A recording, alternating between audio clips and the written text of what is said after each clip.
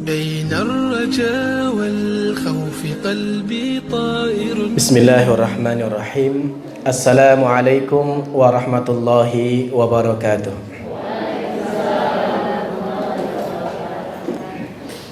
Alhamdulillahi wa kafa. Wassalatu wassalamu ala nabiyyina Muhammad al-Mustafa wa ala alihi wa ashabihi wa man tabi'al huda. Wa qala Allah ta'ala, ya ayyuhalladzina amanu taqullaha wa qulu qawlan sadida yuslih lakum a'malakum wa yaghfir lakum dhunubakum wa may yuti'illaha wa rasulahu faqad faza fawzan 'azima. Amma ba'du, subhanakallahumma la ilma lana illa ma 'allamtana wa la sahla illa ma ja'altahu sahla.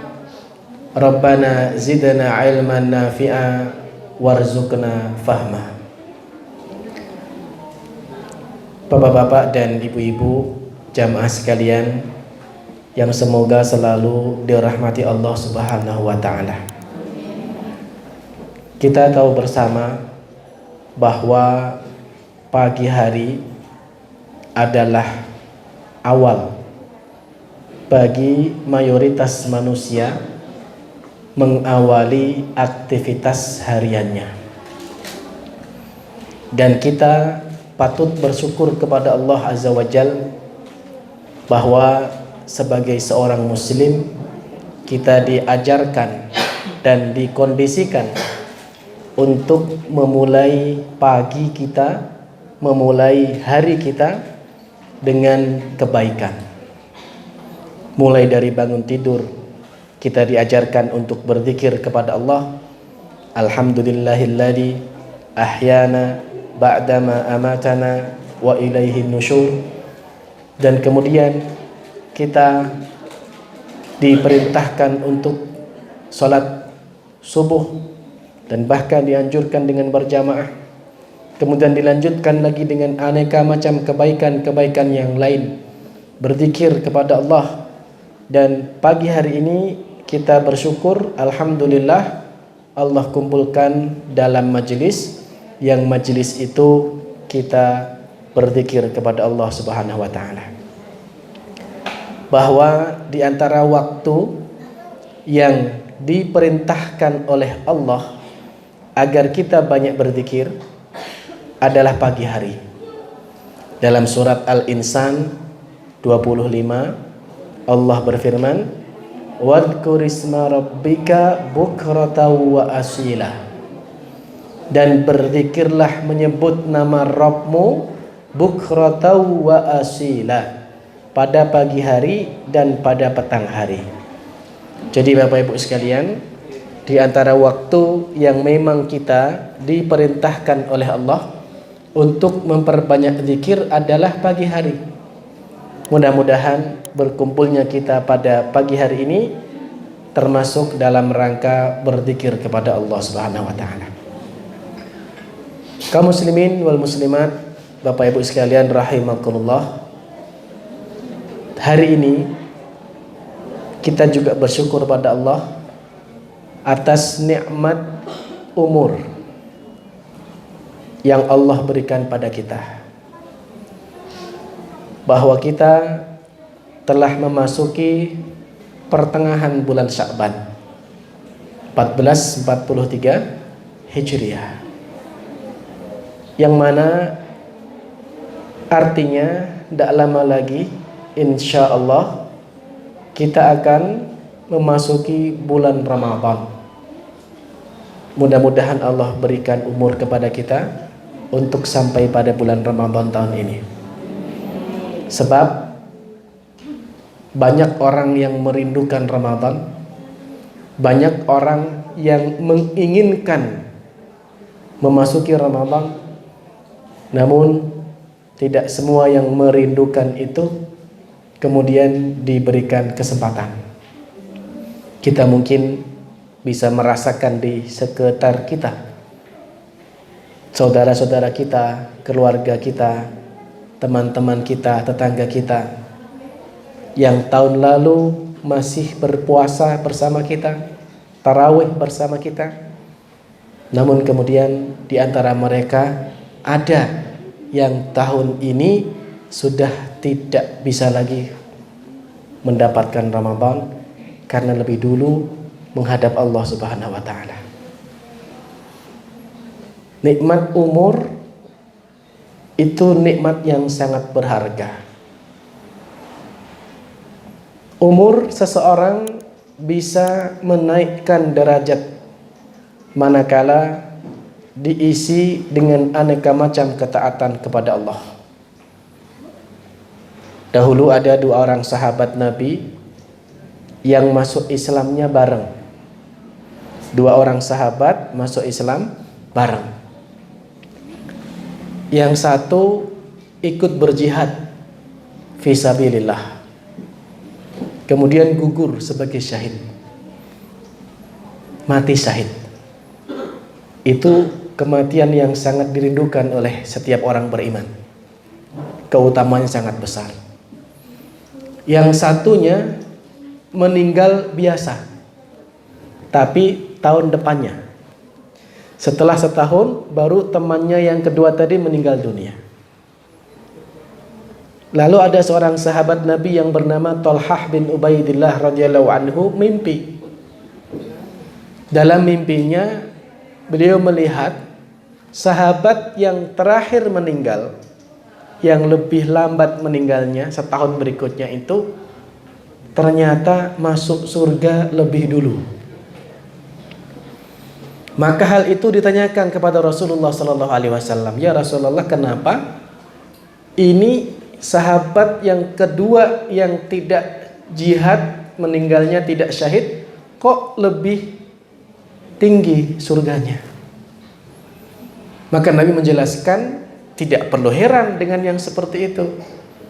Bukankah sahabat yang kedua tadi lebih lama umurnya 1 tahun, yang mana dalam 1 tahun itu dia melakukan aneka macam ketaatan kepada Allah yang sudah tidak bisa dikerjakan oleh temannya yang sudah meninggal tadi. 1 tahun Bapak Ibu sekalian, misalnya untuk sholat saja 354 hari. Kalau sholatnya 5 kali sehari, maka 354 kali 5 1770 kali sholat. Belum sholat sunnah, mungkin dia berhaji, mungkin dia umrah, membaca Quran, berzikir, sedekah, dan aneka macam ketaatan yang lain, yang mana itulah yang meninggikan derajat dia yang sudah tidak mampu lagi dikerjakan oleh yang sudah meninggal dunia. Maka Nabi kita mewanti-wanti, ni'matani maghbunun bihima katsirun minan nas. Ada 2 nikmat, sebenarnya nikmat, tapi ternyata banyak manusia yang melalaikan sehingga tidak jadi nikmat lagi. Ada 2 nikmat yang banyak dilalaikan oleh manusia, kata Nabi kita, as-sihhatu wal faragh, kesehatan dan kesempatan. Banyak orang yang diberikan kesehatan, lalu ketika sehat tidak menggunakannya dalam ketaatan kepada Allah, dalam kebaikan. Ada orang diberikan kesempatan, namun kemudian selalu menunda-nunda kebaikannya dan tidak memanfaatkannya dengan baik. Maka 2 hal ini kemudian tidak lagi menjadi nikmat. Padahal jika 2 hal itu, yaitu kenikmatan sehat dan kenikmatan kesempatan, dimanfaatkan dengan baik, maka akan mendapatkan, mengundang pahala demi pahala, derajat demi derajat yang tinggi di hadapan Allah Subhanahu wa taala. Jamaah sekalian yang dimuliakan Allah Subhanahu wa taala, pagi ini kita akan mengkaji 1 hadis Nabi sallallahu alaihi wasallam yang tadi sudah kami kirimkan ke Ibu Kepala Sekolah, yang bisa di-share di grup wali untuk bisa kita baca dan kita kaji bersama-sama. Saya bacakan hadisnya dan kemudian kita kaji satu persatu makna-makna dari sabda Rasulullah sallallahu alaihi wasallam. An Abi Hurairah radhiyallahu anhu qala Rasulullah sallallahu alaihi wasallam, atakum Ramadan syahrun mubarak farradallahu azza wa jalla alaikum siyamahu tuftahu fihi abwabus sama wa tughlaqu fihi abwabul jahim wa tughallu fihi maradatus syayatin lillahi fihi lailatun khairun min alfi syahr faman hurima khairaha faqad hurim. Rawahu Ahmad wan Nasa'i. Dari sahabat Abu Hurairah radhiyallahu anhu, beliau berkata, Rasulullah sallallahu alaihi wasallam bersabda, datang pada kalian bulan Ramadan, bulan yang penuh barakah. Allah Azza wa Jal wajibkan pada bulan tersebut kepada kalian berpuasa. Pintu-pintu langit dibuka, pintu-pintu jahanam ditutup, setan-setan dibelenggu, dan Allah memiliki satu malam yang lebih baik dari 1000 bulan. Barang siapa yang diharamkan dari kebaikan malam tersebut, sungguh dia telah terhalang dari kebaikan yang sangat banyak. Hadis ini diriwayatkan oleh Imam Ahmad dan Imam Nasa'i dan disahihkan oleh Imam Al-Albani. Bapak Ibu sekalian rahimakumullah, kita kaji satu persatu makna-makna dari hadis Nabi ini. Nabi bersabda, atakum Ramadan, datang pada kalian bulan Ramadan. Dari sini Imam Ibnu Rajab Al-Hambali menjelaskan bahwa ini adalah dalil bolehnya bagi orang-orang beriman untuk saling mengucapkan tahniah, ucapan kegembiraan terhadap sesama orang-orang beriman akan datangnya Ramadan. Jadi boleh kita mengucapkan kepada teman-teman kita, saudara kita, orang-orang beriman akan datangnya bulan Ramadan ini. Seperti misalnya ucapan marhabannya Ramadan, Ramadan Karim, Ramadan Mubarak, ataupun ucapan-ucapan yang lain yang berisi kegembiraan akan datangnya bulan Ramadan. Sebagaimana Nabi Shallallahu Alaihi Wasallam menyampaikan kabar tersebut kepada para sahabat. Orang-orang yang beriman itu bergembira dengan datangnya Ramadan. Betapa tidak, bulan Ramadan adalah bulan yang penuh dengan keutamaan, bulan yang penuh dengan kemuliaan, bulan yang penuh dengan pelipat gandaan amal saleh. Maka orang-orang beriman yang ahli taat bergembira. Di bulan tersebut artinya kesempatan pahala-pahala mereka semakin dilipat gandakan oleh Allah. Orang-orang beriman yang terjatuh dalam kemaksiatan juga bergembira. Karena datangnya Ramadan berarti pintu ampunan terbuka lebar untuk mereka. Kesempatan untuk diampuni dosa-dosanya. Maka sungguh ironi jika ada orang beriman malah sedih dengan datangnya Ramadan. Ada orang datang Ramadan malah susah, malah bersedih dengan aneka macam alasan mereka. Mereka mengeluh lapar, mengeluh aktivitasnya terbatasi, mengeluh hawa nafsunya tidak bisa terlampiaskan dengan sempurna. Maka ini sungguh sangat disayangkan kalau ada di antara orang-orang beriman yang seperti itu. Orang beriman seharusnya bergembira dengan datangnya Ramadan. Bahkan berharap seandainya 1 tahun itu Ramadan semua. Dengan aneka macam keutamaan-keutamaan yang Allah berikan jamaah sekalian. Allah berfirman dalam surat Yunus 58, Qul bi fadlillahi wa bi rahmatihi falyafrahu. Katakanlah dengan rahmat Allah dan keutamaan dari Allah, hendaklah mereka bergembira. Dzalika khairun mimma yajma'un. Itu lebih baik dari apa yang mereka kumpulkan. Jadi orang-orang beriman itu bergembira dengan datangnya rahmat dari Allah Subhanahu wa taala. Kemudian Nabi kita mengatakan syahrun mubarak, bulan yang penuh berkah. Bulan Ramadan adalah bulan yang penuh dengan barakah. Dan ini layak untuk kita syukuri jamaah sekalian, bahwa satu bulan penuh barakah dari Allah Subhanahu wa taala. Pertanyaannya, barakah niku nopo? Ya. Ibu-ibu bisa jelaskan barakah itu apa, Bu? Penuh dengan kebaikan. Bapak-bapak, barakah itu apa? Barakah. Sering dengar ya, barakah. Mudah-mudahan barakah gitu. Pertanyaannya, barakah itu nopo? Bertambahnya kebaikan. Jahit. Barakah itu, Bapak Ibu, ulama menjelaskan thubutul khair wa numuwuhu. Tetapnya kebaikan dan terus bertambah. Itu barakah. Ramadan itu dari awal penuh dengan kebaikan, semakin ke belakang semakin bertambah kebaikannya. Dan ini yang kita harapkan, barakah dalam semua urusan kita.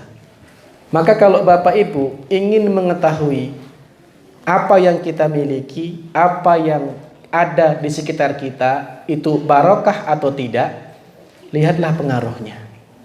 Lihatlah pengaruhnya. Bapak Ibu ingin mengetahui, misalnya diberikan kendaraan, motor atau mobil. Motorku ini barokah atau tidak? Mobilku ini barokah atau tidak? Lihat pengaruhnya.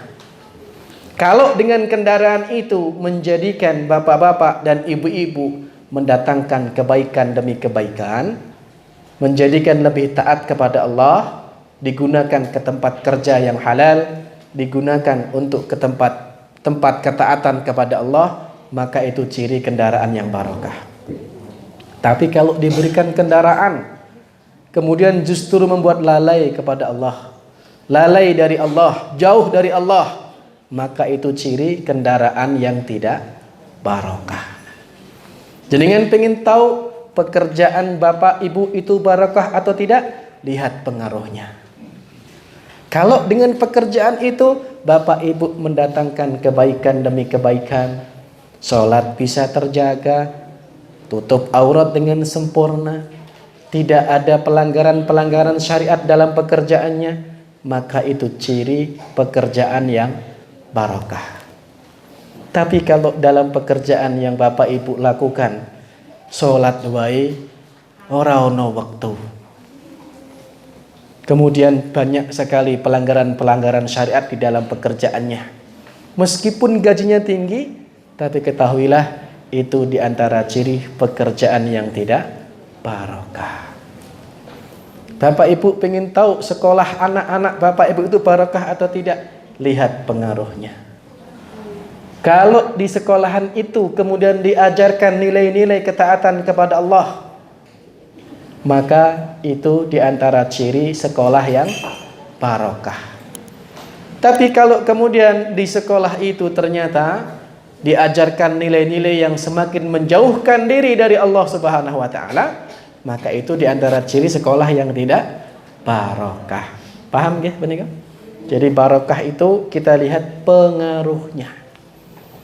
Bapak Ibu pengen tahu bojone jenengan niku barokah napa mboten? Pripun carane? Lihat pengaruhnya.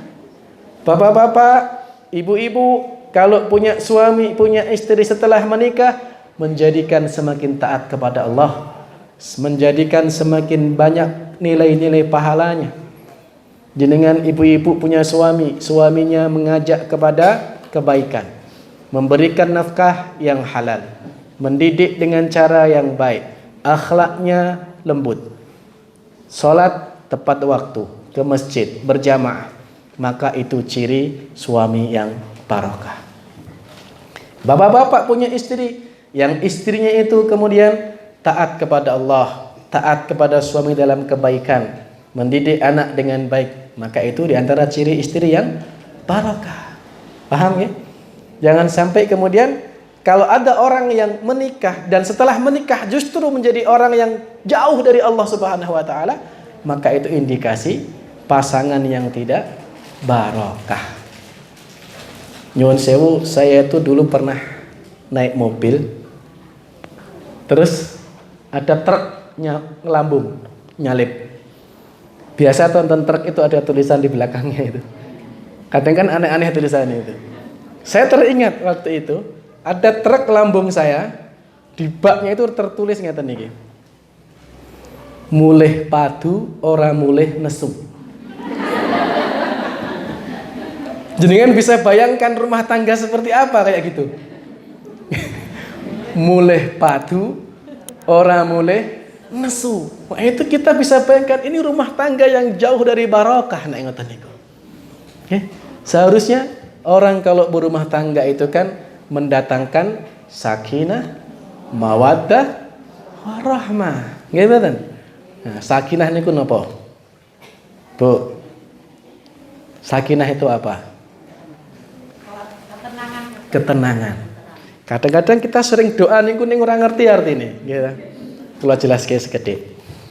Sakinah artinya pasangan menjadi tempat yang nyaman untuk berbagi. Baik dalam keadaan susah apalagi senang. Niku sakinah. Sakinah tenang, nyaman, tentram. Jadi pasangan menjadi tempat yang paling nyaman, paling tentram untuk berbagi. Baik dalam keadaan susah apalagi senang. Mawaddah. Mawaddah niku napa? Mawaddah itu cinta. Cinta yang murni karena Allah. Cinta yang landasannya itu karena Allah, bukan karena tendensi-tendensi duniawi, bukan karena bojone itu orang kaya, bukan karena ganteng, cantik, ayu, bukan karena pejabat, bukan. Tapi karena Allah Subhanahu wa taala. Landasan cintanya itu karena ketaatan kepada Allah.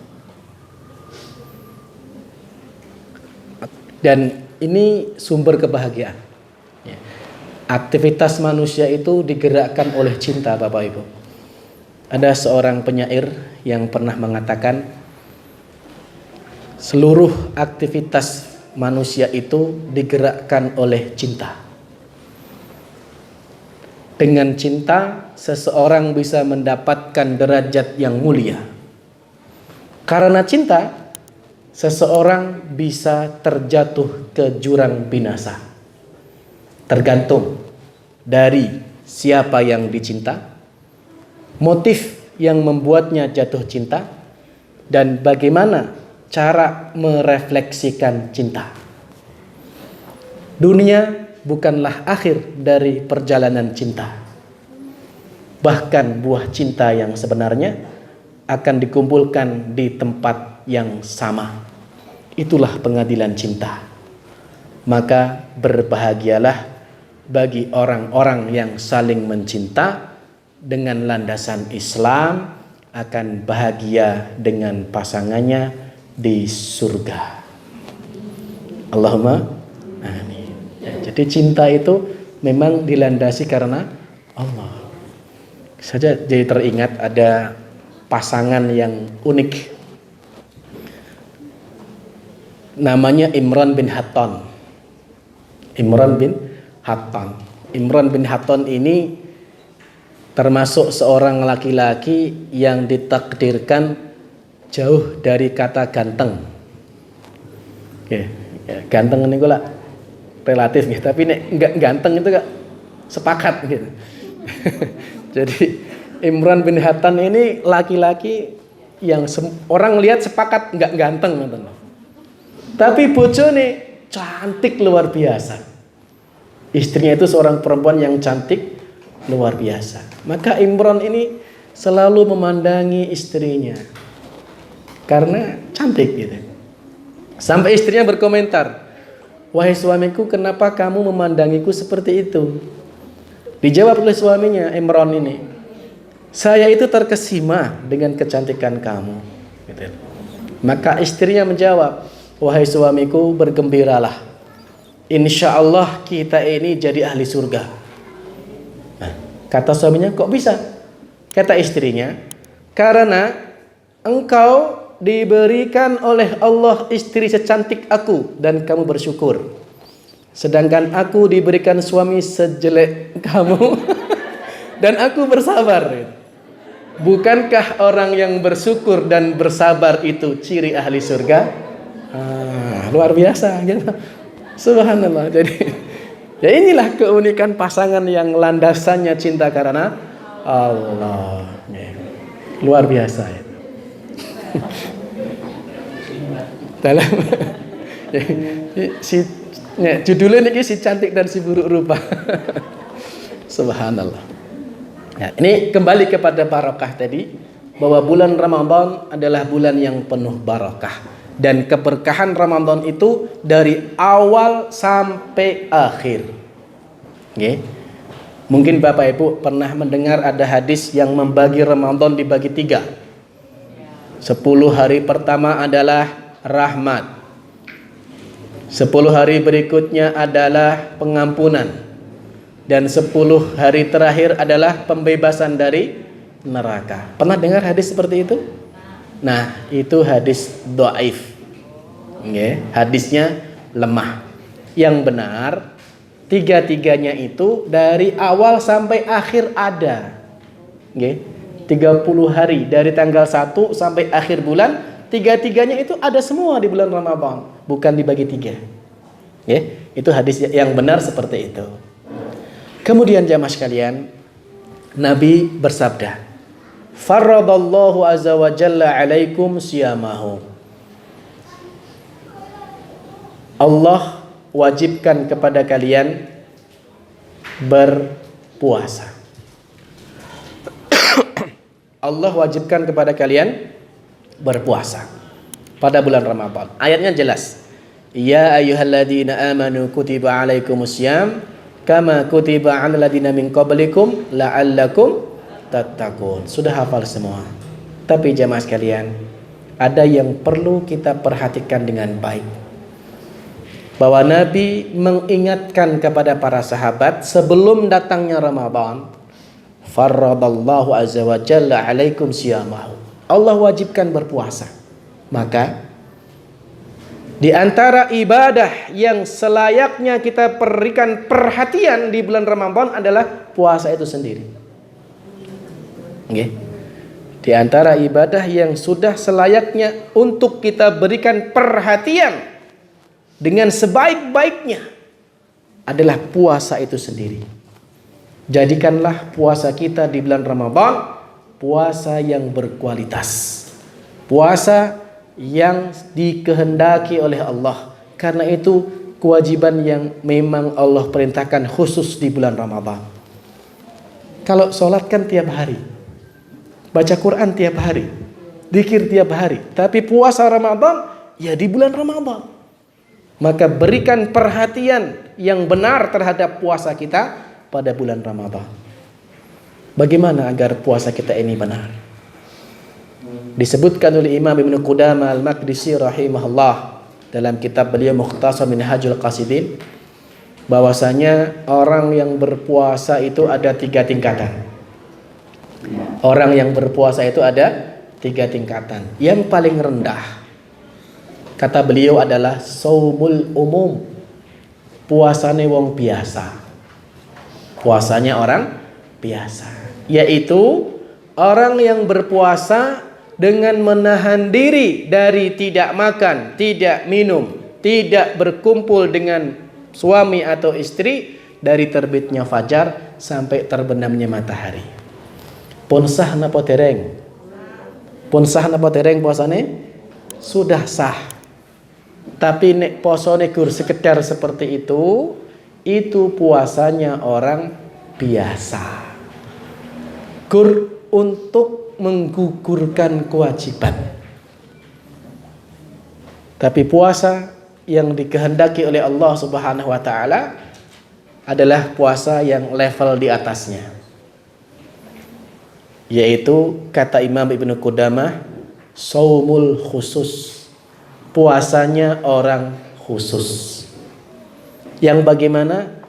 Setelah menahan diri dari tidak makan dan tidak minum serta tidak berkumpul dengan pasangan dari terbitnya fajar sampai terbenamnya matahari, ditambah lagi puasanya, yaitu puasanya anggota tubuh dari hal-hal yang diharamkan. Maka matanya berpuasa dari memandang hal-hal yang haram, telinganya berpuasa dari mendengar suara-suara yang haram, tangannya berpuasa dari melakukan kezaliman pada orang lain, mengambil barangnya orang lain, kakinya berpuasa dari melangkah ke tempat-tempat yang diharamkan Allah, mulutnya berpuasa dari berbicara kotor, berbicara yang diharamkan Allah Subhanahu wa taala. Ini puasa yang benar. Ini puasa yang dicontohkan Rasulullah sallallahu alaihi wasallam yang hendaknya kita targetkan seperti itu. Nabi mengingatkan, kam min shaimin laisa lahu min siyamihi illa al-ju' wal atas. Berapa banyak orang yang berpuasa tapi dia tidak mendapatkan pahala dari puasanya kecuali rasa lapar dan haus. Dalam hadis yang lain Nabi kita mengatakan, man lam yada qaulaz zur wal amila bihi falaisa lillahi hajatun fi ayyadi at'amahu wa syarabahu. Barang siapa yang berpuasa tapi mulutnya tidak dikendalikan dari berkata-kata kotor. Apa kata Nabi kita? Falaisa lillahi hajatun fi ayyadi at'amahu wa syarabahu. Allah enggak butuh terhadap perbuatan dia menahan lapar dan menahan haus. Poso tapi mulutnya tidak bisa dikendalikan dari berkata keji. Contohnya apa? Mencaci maki orang. Napa boleh? Gibah. Napa lagi? Berdusta. Napa lagi? Mengadu domba dan semacamnya, menggugurkan pahala puasa, Bapak Ibu. Oke. Maka kalau kita telaah lagi lebih jauh, kalau berbicara kotor saja bisa menggugurkan pahala puasa, maka jika melakukan dosa yang levelnya lebih berat daripada berkata kotor, lebih berpotensi membatalkan pahala puasa. Gimana? Contoh Bapak Ibu, ada contoh nyata. Ada orang berpuasa tapi tidak sholat. Contoh, kira-kira dosanya lebih gede mana? Tidak sholat atau berkata-kata kotor? Lebih besar dosanya orang tidak sholat, maka berpotensi membatalkan pahala puasa. Nek corok mau di mending-mendingan ya. Yang A orangnya poso tapi nggak sholat. Yang B sholat tapi nggak poso. Mending pundi?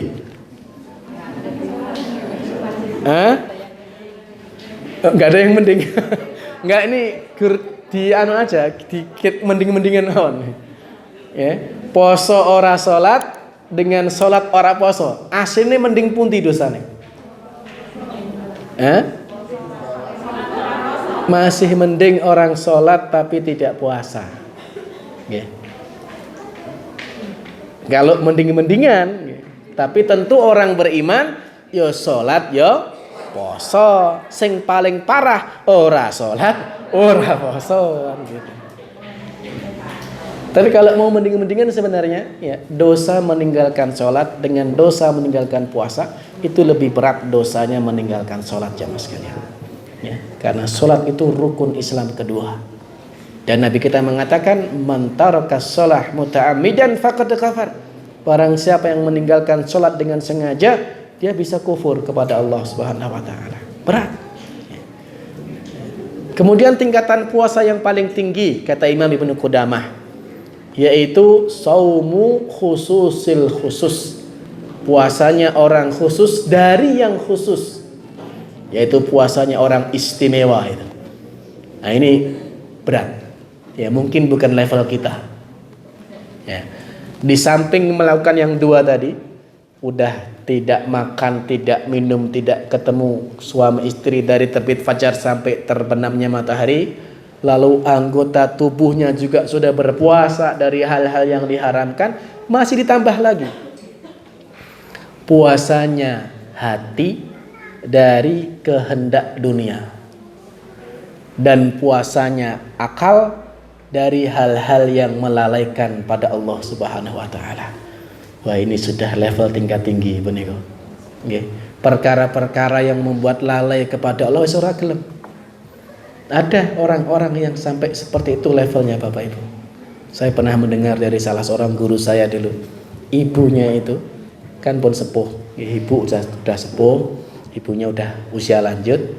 Terus sang anak ini karepe pengen memberikan hiburan kepada ibunya. Napa ibu pengen TV? Apa ibu pengen TV? Kata ibunya, gah le, emane iman, gur marai lali karo Gusti Allah.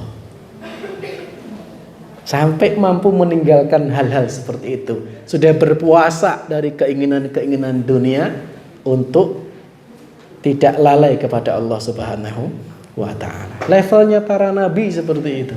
Sudah tidak menginginkan lagi syahwat dunia itu. Ya, apapun yang penting secukupnya, sesuai dengan kebutuhannya. Ya, kalaupun dia memiliki rumah, ya tidak harus makrong-makrong, tidak harus mewah. Yang penting cukup, ya. Tidak kehujanan ketika hujan, ya, tidak kepanasan ketika panas. Itu sudah cukup. Kan begitu. Ya, jadi keberkahan rumah itu ya diukur dari tadi itu kan sudah kita jelaskan tadi, ya, seperti itu. Ini puasa yang paling tinggi, sudah mampu seperti itu. Nah, Bapak Ibu sekalian, target kita bukan yang ini. Ya, ini keabot. Nek wong sakniki bahasane angel wis, angel. Ya. Tapi yang nomor 2 tadi, kita berusaha puasanya orang khusus, ya. Puasa dari seluruh hal-hal yang diharamkan Allah Subhanahu wa ta'ala. Jadikan puasa kita puasa yang benar-benar berkualitas. Ya. Ada orang yang berpuasa tapi dalam puasanya itu tidak kualitas. Contoh, bar subuh turu, tangi-tangi menjelang duhur, baru ke sholat duhur, gitu. Tapi bar duhur turu meneh, gitu. Tangi-tangi asar, setelah asar baru hidup sampai maghrib. Kata Imam Syafi'i, wong sing ngoten niku makruh puasane. Puasane makruh. Ya, puasane makruh karena dia telah kehilangan esensi dari puasa dan dia telah kehilangan banyak kebaikan. Ning yo ono sing dalil, loh tidurnya orang puasa kan ibadah. Gimana? Itu hadisnya dhaif. Enggak boleh kita beralasan dengan tidurnya orang puasa itu ibadah, enggak. Tidur ibadah kalau diniatkan untuk ibadah, tapi hadis itu dhaif. Okay. Seorang muslim itu dia akan memanfaatkan waktu-waktunya agar mendapatkan kebaikan semaksimal mungkin. Turu itu alternatif terakhir sesuai dengan kebutuhan mawon. Okay. Ya memang kalau kita pada kondisi daripada kita ini nek ora turu bermaksiat, turu lebih baik, ngoten lho. Ya. Kalau kita ini pada posisi nek ora turu kok maksiat, ya mending turu gitu loh. Tapi kan masa iya kita cuman mau tidur, padahal kita bisa baca Quran, bisa berzikir, bisa bekerja yang dengannya menambah nilai ibadah puasa kita. Ya. Jadi turu itu sesuai dengan kebutuhan saja. Kalau Nabi mencontohkan qailullah, sejenak tidur, nggak lama, sesuai dengan kebutuhan agar tubuh kita bisa beristirahat. Setelah cukup, ya sudah aktivitas-aktivitas lagi yang kebaikan. Kemudian Nabi kita bersabda, tuftahu fihi abwabus sama. Pintu-pintu langit dibuka. Pada bulan Ramadan, pintu-pintu langit itu dibuka. Para ulama menjelaskan maksudnya adalah pintu-pintu surga benar-benar dibuka sebagai penghormatan bagi orang-orang beriman atas ketaatan mereka kepada Allah. Jadi surga itu sudah ada. Wong dahulu Nabi Adam sudah pernah tinggal di sana. Sampai Nabi Adam kemudian dihukum karena melanggar perintah Allah, diturunkan ke dunia dan terlahirlah kita semua ini. Nah, di bulan Ramadan pintu-pintu surga dibuka untuk penghormatan bagi orang-orang beriman. Makna yang kedua, pintu-pintu langit dibuka artinya rahmat Allah dibentangkan untuk orang-orang yang taat. Makna yang ketiga, bahwa pintu-pintu langit dibuka maknanya adalah kebaikan-kebaikan pada bulan tersebut dimudahkan bagi orang-orang beriman. Dan itu kita bisa rasakan Bapak Ibu. Jenengan kalau pas Ramadan itu lebih enteng untuk taat. Lebih mudah untuk melaksanakan aneka macam kebaikan. Contoh kecil misalnya, kalau di bulan Ramadan tangi sebelum subuh niku gampang badan. Gampang ngarep sahur gitu. Tapi coba bayangkan kalau bukan Ramadan, tangi jam 3. Kadang-kadang malah kalah karo ayam gitu. Ayam wis keluru urung tangi-tangi. Nah, itulah kebaikan di bulan Ramadan itu dimudahkan. Di bulan Ramadan kita mudah untuk baca Quran. Yang mungkin di luar Ramadan kita jarang membuka lembaran-lembaran itu, tapi nek pas Ramadan ringan membacanya. Gitu. Ini diantara maknanya. Kemudian Nabi kita mengatakan wa tughlaqu fihi abwabul jahim. Pintu-pintu jahanam ditutup.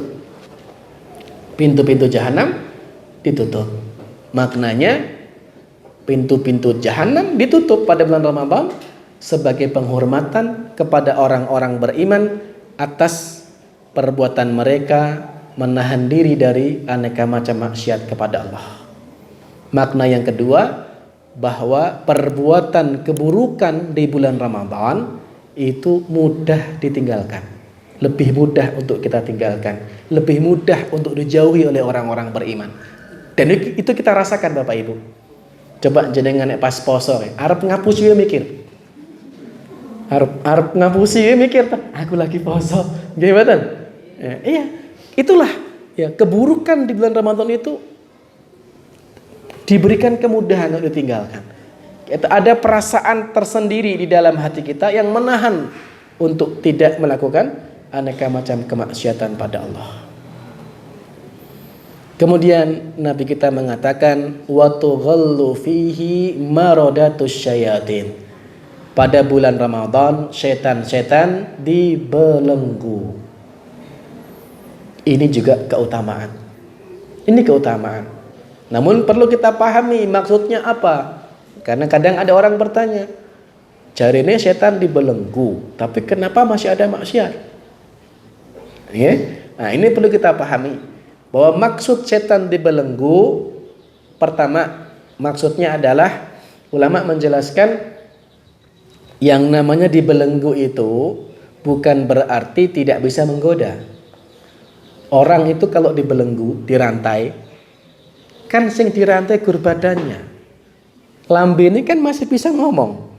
Gitu? Masih bisa membujuk, masih bisa mengajak. Artinya setan dibelenggu tidak seleluasa di bulan lain dalam menggoda. Jadi beda kalau di luar Ramadan dengan Ramadan, setan-setan tidak seleluasa jika di luar bulan Ramadan. Itu makna pertama. Makna kedua, setan-setan dibelenggu artinya yang dibelenggu itu maraddatus syayatin. Artinya setan-setan sing kelas kakap. Ya, jadi setan itu wonten level-levelnya. Ya, kita ada kopral, ada sersan, mayor, letnan, kolonel, jenderal, ya. Setan juga begitu, ada level-levelnya. Nah, yang dibelenggu ini setan-setan sing kelas kakap, sing jenderal-jenderalnya itu. Nah, setan-setan kecil-kecil itu enggak dibelenggu. Ya, maka sangat aneh kalau dengan setan-setan krocowe kita kalah. Jangan sampai ya. Makna ketiga, setan dibelenggu artinya adalah yang dibelenggu setan-setan dari kalangan jin. Kan ada dua setan, minal jinnati wan nas. Cirinya apa? Selalu ngajak kepada keburukan. Nah, yang dibelenggu setan jin, setan manusia enggak. Makanya setan-setan jin mereka mengkader setan-setan manusia sebelum Ramadan agar melanjutkan visi misi mereka di bulan Ramadan. Ya. Ini diantara penjelasan para ulama. Lalu di akhir hadis Nabi menyebutkan lillahi lailatun khairun min alfi syahr. Allah punya satu malam yang lebih baik daripada 1000 bulan. Namanya malam Lailatul Qadar. Barang siapa yang diharamkan dari kebaikan malam itu, sungguh dia telah diharamkan dari kebaikan yang sangat banyak. Bapak Ibu sekalian, salah satu target buruan kita di bulan Ramadan adalah mendapatkan malam Lailatul Qadar ini. Ya. Betapa tidak, satu malam dari setahun, satu malam. Yang satu malam itu lebih baik dari 1000 bulan. 1000 bulan itu kalau dikonversi dalam tahun sama dengan 84 tahun plus 4 bulan. Ketaatan tok isine. 84 tahun ibadah terus. Itu kalau kita mendapatkan satu malam Lailatul Qadar dengan ibadah kepada Allah lebih baik daripada 84 tahun ibadah. Padahal kita aja ibadahnya gur seberapa. Sing pun 50 tahun pun sudah tahun ibadahnya paling gur pinten. Enggak sampai nek dikonversi itu paling ibadahnya gur berapa tahun. Gitu. Coba kita bayangkan, umur jenengan mungkin ada yang 60 tahun, okay? 60 tahun. Rata-rata wong Gunung Kidul niku turu sedina pinten jam? 8. 24 jam dibagi 8 berapa? 3 kan? Sepertiga gitu. Nek jenengan umurnya 60 tahun dibagi 3, 20 tahun gur turu. Lho saya itu gitu. 20 tahun hanya tidur itu. Urung mangane, urung dolane. Nek dihitung-hitung ibadah kita itu jangan-jangan cuma sedikit. Nah ini kita ibadah satu malam lebih baik dari 1000 bulan ibadah terus. Maka Nabi wanti-wanti, barang siapa diharamkan dari kebaikan malam itu, sungguh dia telah diharamkan dari kebaikan yang banyak. Maka mari, salah satu target kita di bulan Ramadan adalah mendapatkan Lailatul Qadar. Dan kapan itu terjadinya? 10 malam terakhir. Paling berpotensi di malam ganjil. Sehingga jangan sampai kita dilalaikan. Nek pun 10 malam terakhir malah dilalaikan, sibuk gawe snack, sibuk gawe makanan, gobo tuh. Jangan sampai dilalaikan. Gawe boleh, tapi jangan dilalaikan dari malam Lailatul Qadar itu. Rugi kalau kita nggak dapat. Oke? Rugi, betul. Imam Ibnu Taimiyah menjelaskan, al-ibratu laisa binuqsanil bidayah, walakin bikamalin nihayah. Yang menjadi tolok ukur itu bukan buruknya di awal, tapi bagaimana ending yang bagus. Okay. Ramadan juga sama. Jangan sampai ini kualik. Ada orang yang Ramadan awalnya semangatnya tinggi, semakin ke belakang membeli. Okay. semakin ke belakang semakin membeli. Jangan. Lebih baik awalnya biasa, gigi 1, nanti semakin ke belakang gigi 2, gigi 3, 10 hari terakhir gaspol. Itu yang lebih baik. Nah iso gaspol kit awal tekan akhir konsisten, itu 2 jempol gitu. Tapi paling tidak kalau kita tidak bisa mengawali dengan baik, paling tidak bagaimana kita bisa menutup Ramadan dengan sebaik mungkin. Innamal a'malu bil khawatim. Amal itu ditentukan oleh akhirnya. Ini perlu untuk kita perhatikan. Maka Bapak Ibu perlu perjuangan, perlu mujahadah, perlu persiapan. Dari awal memang kita sudah mentargetkan diri kita. Kalau dari awal kita sudah niat dengan benar, niat kita benar ingin dapat Lailatul Qadar dari awal Ramadan, maka insya Allah Allah akan berikan kemudahan. Maka jamaah sekalian, sekarang apa yang perlu kita persiapkan?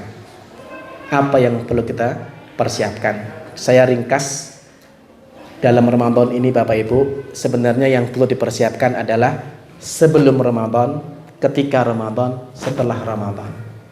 Tapi saya ingin yang sebelum Ramadannya mawon, ya. Kita bahas sedikit. Sebelum Ramadan apa yang kita persiapkan? Pertama, persiapkan batin kita, hati kita. Hati kita persiapkan dengan baik. Bertobat kepada Allah, bersihkan dari noda-noda dosa. Bersihkan hati kita dari noda-noda dosa. Bertobat kepada Allah. Kalau kita punya salah kepada Allah, segera beristighfar. Kita punya salah kepada saudara kita, segera minta maaf. Jadi meminta maaf kepada saudara kita yang kita salah itu hukum asalnya secepatnya, bukan nunggu bodoh. Minta maaf kok nunggu Syawal. Enggak. Minta maaf itu secepat mungkin. Oke, secepat mungkin. Kemudian batin kita persiapkan kejujuran niat kita. Jujur, niat yang jujur. Kalau kita mau meniatkan diri untuk berbuat aneka macam kebaikan nanti, jujurlah dengan niat itu. Allah gambarkan dalam Al-Quran, minal mu'minina rijalun sadaqu ma'ahadullaha alaih. Ada di antara orang-orang beriman yang mereka jujur dengan niatnya kepada Allah, maka dia benar-benar melakukan niatnya itu. Karena ada orang yang kadang gak jujur dengan niatnya. Ada orang yang mengatakan, so nek wis di duit tak sedekah, pas di duit rasito. So nek wis untuk kerjaan tak sedekah, pas untuk kerja lali. Ya. Sama, ada orang seperti itu. So nek Ramadan aku arep maca sedina sejus, pas Ramadan selebar bae ora. Itu enggak jujur dengan niatnya. Okay? Maka mari kita perbaiki niat kita, bahwa kita berusaha untuk jujur dengan niat kita. Yang kedua, persiapkan ilmu. Persiapkan ilmu, khususnya ilmu seputar hukum-hukum Ramadan, rukun-rukun puasa, yang membatalkan puasa, okay? Zakat fitrah, zakat mal, ini kita pelajari kembali agar bisa kita amalkan sebagaimana petunjuk Rasulullah Sallallahu Alaihi Wasallam. Yang ketiga, persiapkan kesehatan kita, fisik kita, okay? Jaga kesehatan kita, karena kita akan melakukan ketaatan-ketaatan kepada Allah semaksimal mungkin di Ramadan. Dan Bapak Ibu lebih tahu caranya menjaga kesehatan diri, ya. Yang penting istirahat yang cukup, makan yang cukup, dompet yang cukup. Kan sehat nih, kan gitu. Jaga kesehatan. Minum suplemen olahraga itu untuk menjaga kesehatan kita, gak apa-apa. Kemudian biasakan diri dengan aneka macam ketaatan kepada Allah, agar ketika Ramadan datang sudah terbiasa. Imam Dhunnun al-Misri pernah menasihatkan, syahrul Rajabin syahrul zara', wa syahrul Sya'ban syahrul syaqiz zara', wa syahrul Ramadan syahrul hasad. Bulan Rajab itu bulan untuk nanam kebaikan. Bulan Sya'ban bulan menyiram. nyiram kebaikan tadi, ditambah lagi kuantitasnya. Dan bulan Ramadan adalah bulan memanen, gitu. Kebaikan-kebaikan yang sudah dibiasakan di Sya'ban ditingkatkan di Sya'ban, Ramadan sudah semakin semaksimal mungkin. Barang siapa yang tidak menanam di bulan Rajab, tidak menyiram di bulan Sya'ban, bagaimana mungkin dia mau panen dengan maksimal di Ramadan? Ini maksudnya. Okay? Kita biasakan puasa sunnah, sholat sunnah, baca Quran, sedekah, agar kemudian ketika Ramadan datang kita bisa habis-habisan dalam ketaatan kepada Allah Subhanahu wa taala. Terakhir yang perlu kita persiapkan adalah jangan lupa untuk banyak doa kepada Allah agar kita diberikan kesempatan untuk memperbaiki kualitas Ramadan kita tahun ini. Sudah berapa puluh Ramadan berlalu, tapi mungkin Ramadan yang lalu biasa-biasa aja. Maka kita bertekad kepada Allah, niat kepada Allah, minta kepada Allah untuk menjadikan Ramadan 1443 ini sebagai Ramadan yang paling berkualitas, Ramadan terbaik yang mampu kita persembahkan kepada Allah Subhanahu wa taala. Ini yang dapat kami sampaikan Bapak Ibu sekalian, dan menutup kajian kita pada pagi hari ini ada sebuah nasihat yang mengatakan bahwa bulan Ramadan adalah bulan yang suci. Maka tidak pantas bagi orang beriman mengotorinya dengan aneka macam maksiat pada Allah. Ya, tulis statusnya. Kurang lebihnya mohon dimaafkan. Hadanallah wa iyyakum ajma'in, wa akhiru da'wana anil hamdulillahi rabbil alamin. Wassalamualaikum warahmatullahi wabarakatuh. Waalaikumsalam warahmatullahi wabarakatuh.